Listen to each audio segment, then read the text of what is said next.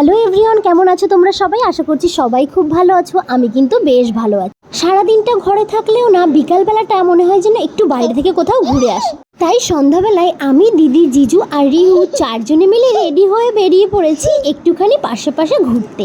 আর আমার পাশে যে ব্যাকগ্রাউন্ড মিউজিকটা শুনছো সেটা কিন্তু রিহুরি।